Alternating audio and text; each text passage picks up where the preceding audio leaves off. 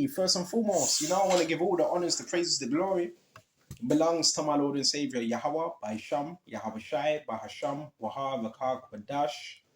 Honors to the apostles that are in the Holy Spirit and to the hopeful elect across the globe and to the few, the very, very, very few brothers and sisters that are listening and also learning in hopes of being saved within these last days, because we're living in the last days of the last days. And let's get straight into this. This is going to be like a lesson on psychology.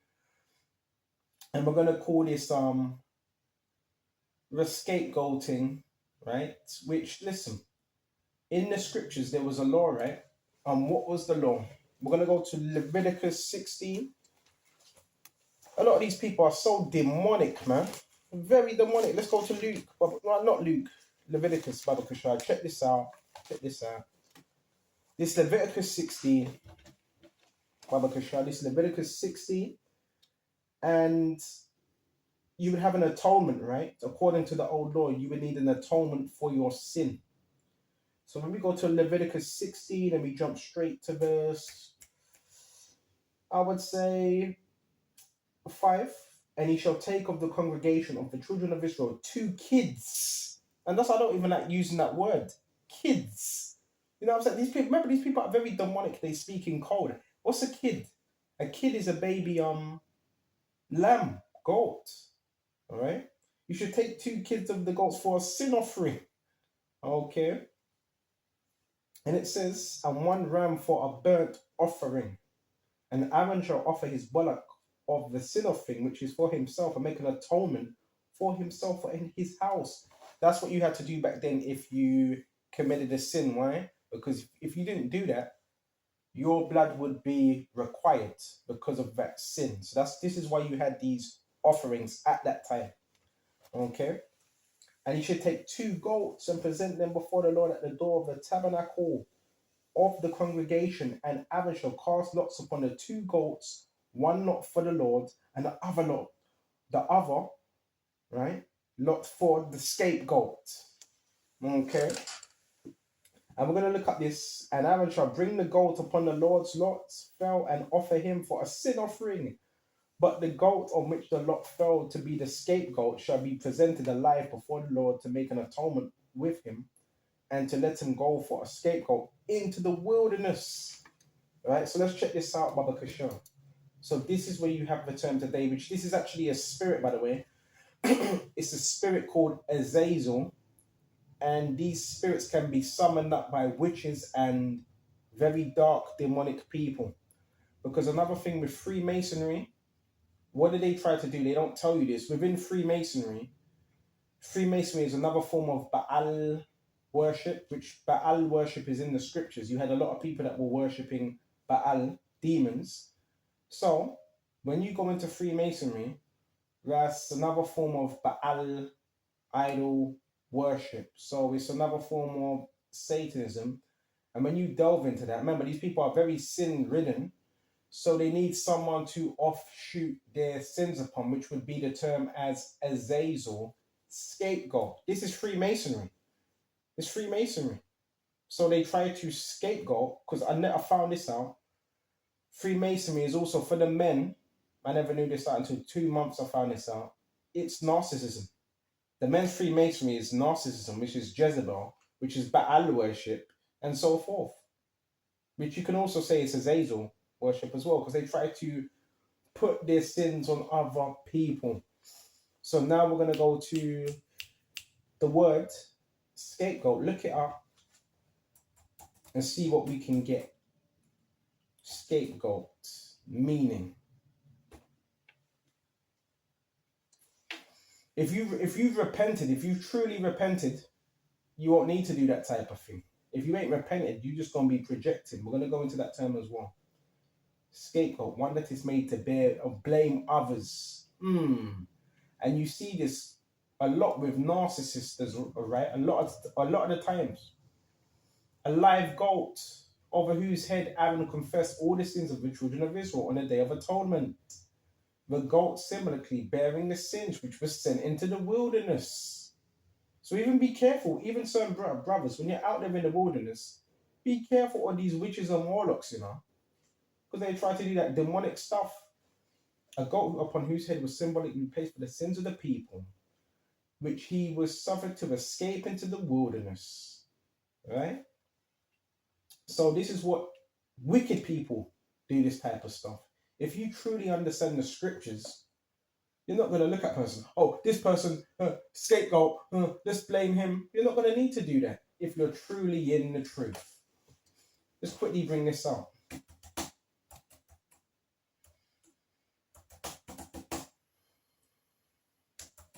You wicked individuals. Wait just a minute.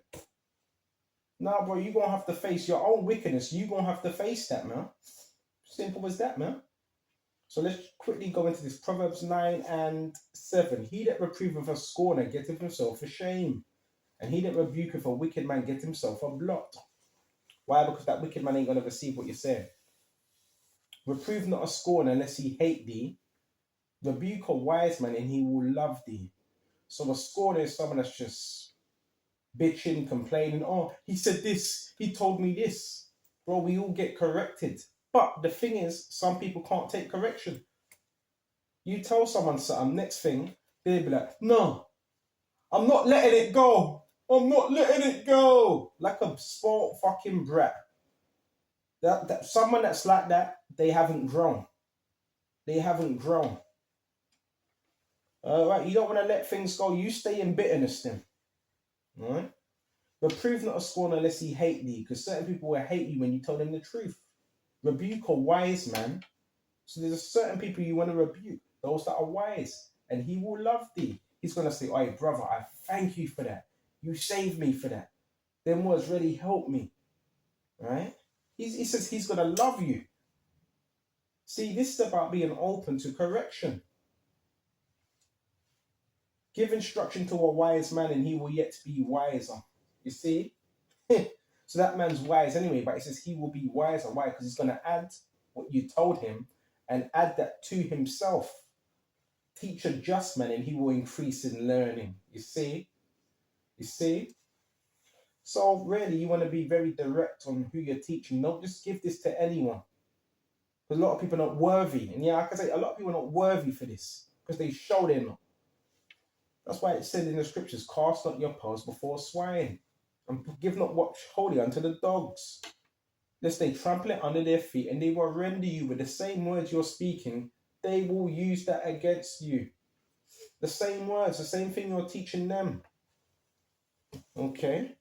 A lot of these people are disgruntled, man. But those that receive it, receive it. So we went to that now. We went into the law of the scapegoating. That's called Azazel. Watch that movie. It's called The Fallen. Right? With that whole movie, there was a killer, right?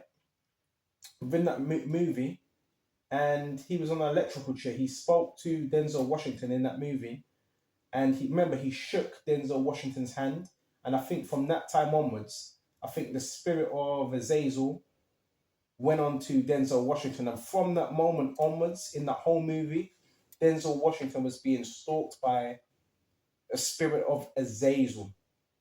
Right? Watch that movie, The Fallen. Heavy, heavy, heavy, heavy movie. I might watch that later on. And he was being stalked by this spirit. Why? Because that man who he shook his hand, right? That spirit, he offshooted them spirits upon Denzel. And from that moment onwards, Denzel was being stalked. And that movie is very occultic, very. And it shows you how the spiritual realm operates. Ephesians 6:11, for we wrestle not against flesh and blood, but against principalities. Right? This is very real. I don't want to move too fast, but again, there's certain, in certain areas, there's different principalities that operate. A certain area may be a big problem with drug dealing. Another area may be a lot of homosexuality. Another area, there may be a lot of poverty. Another area, there may be a lot of whatever. So there's spirits. You got to understand, when you're in a region, a good example. So I'm in London right now. Say if you go to example, what's a good example? What's a good example? say if you go to our example, Croydon, right? Most of you in London know about Croydon, right? You're gonna feel the atmosphere there. Very negative, poverty, quite negative of spirits there. Now, say if you go to somewhere like the seaside port, some seaside port, there's going to be a direct change in the energy there. Why? Because you're in a seaside port, which is more calm, which is more different, which has different groups of people there. So everything is spiritual. You have to understand this. Okay, well, let's get back to the point because I don't want to veer off topic. So we touched upon the scapegoat spirit and what narcissists do. Why? Because they don't want to be corrected, and it's a form of projection. We're going to go into that. Let's go to John. Go into John 3, and we're going to jump straight to verse 6. Actually, we can go straight to verse 18. He that believe on him is not condemned, but he that believe not is condemned already, because he have not believed in the name of the only begotten Son of God, which is Yahweh. So yeah, there's going to be a lot of people that are condemned already because they just don't believe. And we're not here to force you, by the way. I don't push my beliefs on no one. There's just certain people, they secretly watch you. You got people they hate what you're doing, or you just hate you, but they watch you. And it says, Baba Kasha. And this is the condemnation that light is come into the world. Key thing, light. Who is that light? Yahweh Shai. And men love darkness rather than light. This is where you're going to get a lot of kickback now. A lot. Because their deeds were evil. Their actions were evil. Now, I'm not sitting there acting all perfect. But there's a difference between the elect and the non-elect. What's the difference? They're of the elect. They're striving for righteous. They want to do the right thing. What's the difference between the non-elect? They don't care. They could care less. They love their demons. They love their demons. So therefore, because it says, light is coming to the world and men love darkness rather than light. What does darkness represent? Evil. That's why they delve into the dark arts and dark practices, because they love evil rather than light, because their deeds were evil. So therefore, everyone that doeth evil hateth the light. It says it. I'm reading John 3rd chapter 19 to 20. And everyone that doeth evil hateth the light. This is where you get a lot of kickback. This is where you get the projection. Right? Like, move on. That's demons, man. That's a demon in you saying that. Right? Get gone. That's a demon. And I'm seeing this with other brothers as well. Doeth evil, hateth light.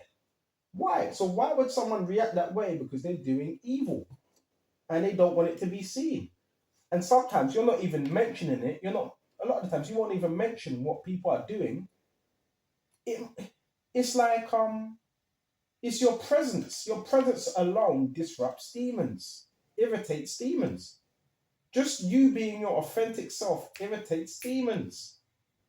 I'm telling you, this word is powerful. Neither cometh to the light unless his deeds shall be reproved. So certain people, they don't want to come to it unless their deeds shall be reproved. Because it doesn't feel nice. I'm telling you that now. Because if you do come into this truth, that means everything you were doing, it has to get called out. Everything.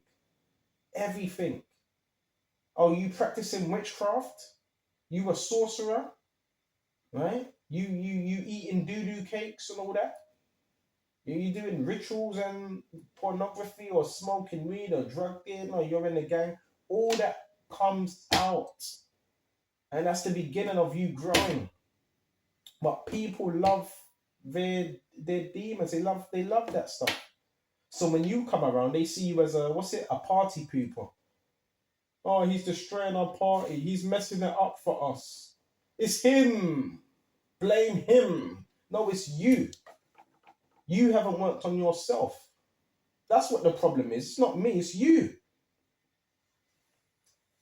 And it says, for everyone that doeth evil hateth the light. Right?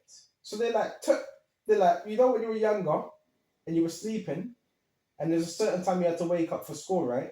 Your mother or your father turned on the light. What was you like? You put the covers over your face, right? Most of you. Turn it off. Turn off the light. That's what they're like. Yeah, the light's being switched on. Turn it off. It's too bright. That's what demons are like. That's why they do things in darkness, mostly at night time, right? Turn the light off. Neither come to the light lest his deeds should be reproved.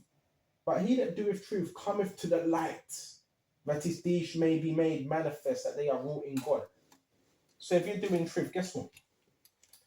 Anything you were doing in darkness, it comes to the surface. Even me, even when I go off, because I'm in truth, I find it very hard to lie now. Because if you're operating in truth, you're not a very, you shouldn't lie anyway, but you're not a very good liar. I've always found it hard when if I tell a lie, it's like, nah. I'm so transparent. So when I tell a lie, it's like, yeah, that's a lie. You see what I'm saying? You see what I'm saying? So we went to that, and this is why a lot of people project, because their own deeds were evil. So let's look at this projection, and we're going to shut off. All about correction, man. That's why I make sure when it comes to an audience of whoever's watching, make sure you're around the right people that actually do want to get this word. Don't just give yourself to anyone. So this projection, hold on just a minute.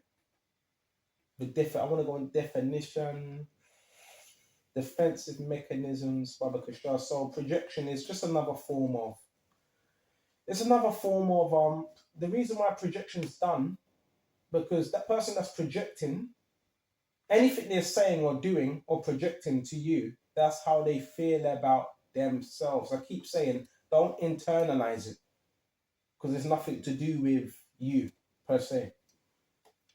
It's a defense mechanisms, right, and so forth, and that's how they guard themselves, right? That's how they protect themselves. So projection is a psychological defense mechanism. When people project, they place negative, key thing, negative emotions. These are emotions that they feel. Some people don't realize they're doing it. Some don't realize. Some do. Some don't. They place their negative emotions or belief or traits on someone else because they don't know else how to remember. They can't emotionally regulate. I'm talking about narcissists mostly. They can't regulate how they feel. So they usually do it by temper tantrums, rage, shouting, or, yeah, banging something. That's a defensive mechanism. It's a way to enforce that they are in control. Well, hold on a minute. No. From what I know, if a man has to slam something to get his point across, that man is not in control. That man's unbalanced. When people project, they place their negative emotions on people to protect themselves. It's a form of, you can't take this thing personally. It's a form of protecting themselves from uncomfortable inner conflict and anxiety. There's an underlying issue. But the behavior can interfere with various relationships. So it's nothing to do with you, brothers, that are doing what you're supposed to do. It's nothing to do with you. That's why don't take that in. When you see that type of thing, don't be like, well, is it me? Have I done something wrong? No. It's designed for you to think that. You ain't done that wrong. You're actually doing something right. Okay. And another example where individuals attribute their own unacceptable thoughts. So it's their own. This is how they feel about themselves. We're not here to be their therapists. If it's that bad, go see a therapist or something. You know what I'm saying? Go see a psychiatrist or something, man. Or motives to another person, first introduced by psychoanalytic theory by Sigmund. Oh, his name was what? Sigmund Freud, right?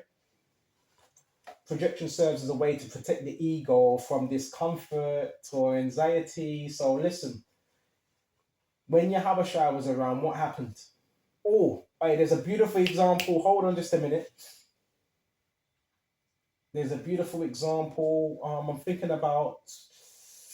Let's quickly go into that, where it says when Yahushua came up and he says, I'm looking for it, Abakashah. Have you come to torment us before our time?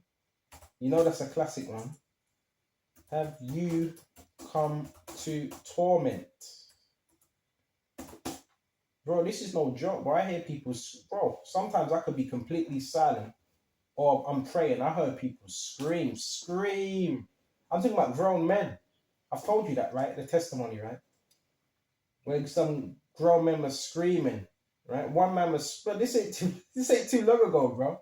I was reading the scripture and I heard this man go, no, They get attacked, them demons. Listen, I know it sounds mad. This is real stuff. We are in a spiritual war. All right, so let me quickly get this. Matthew's 8:29. All right, let's get the whole one. Baba Kasha. Oh, let's get this. Spare me just a minute.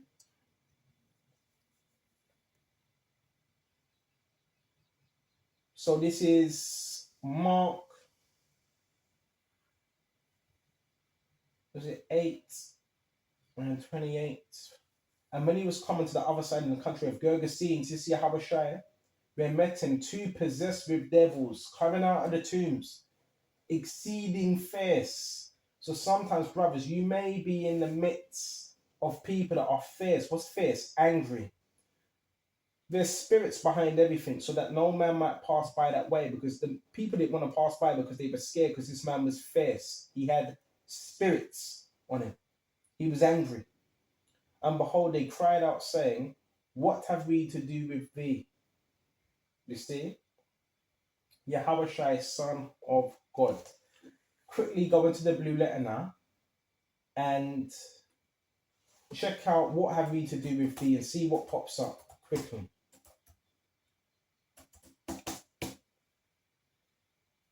Remember, the basis of this lesson is projection. Okay. And scapegoating. What have we to do with thee? So let's quickly get into this Baba Kashar, see if I can find this what chapter? What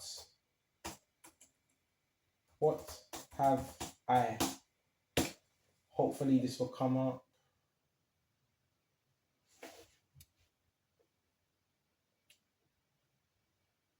All right, let's quickly get this Luke. All right, Mark 5 and 7. Let's get this definition and see what comes up. What have I to do with thee?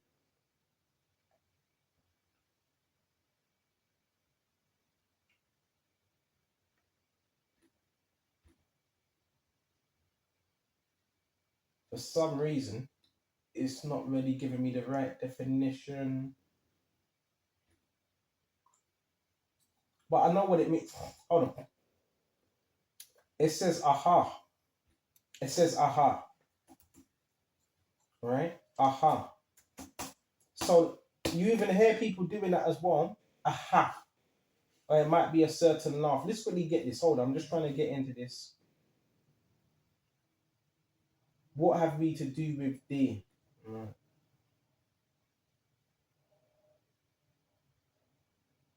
Yeah, it's not giving me the whole entire word for some reason. Because remember, these spirits, they still have a certain amount of time to get busy, to do certain things. Right? What have I to do with thee? I'm just trying to get this, Baruch Hashem. Yeah, it's not giving me the whole definition. I know what it means anyway. I just thought I'd go into it. It means it's an interjection. It's an interjection. So sometimes when you're among these spirits, they may laugh. They laugh a lot. The reason why they laugh is, remember, demons are very they're intelligent. They're intelligent beings to a certain extent. They laugh. Why do they laugh? Because that's an interjection. It's projection, interjection, to make you feel a certain way. Because what they want to do, they want to get you out. Now, get them away. Get them away. So the aha is an interjection of wonder and also fear. Wonder, fear, and amazement.